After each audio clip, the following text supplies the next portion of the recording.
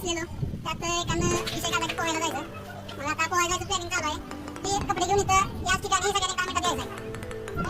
सगळेजण आम्ही आलेलो इथं. आता निम्यांचं म्हणणं आहे की एका विहिरीत जायचं आणि निम्यांचं म्हणणं दुसऱ्या विहिरीत जायचं. मग त्यासाठी आम्ही टॉस करणार आहे. आता टॉस करायचा आहे.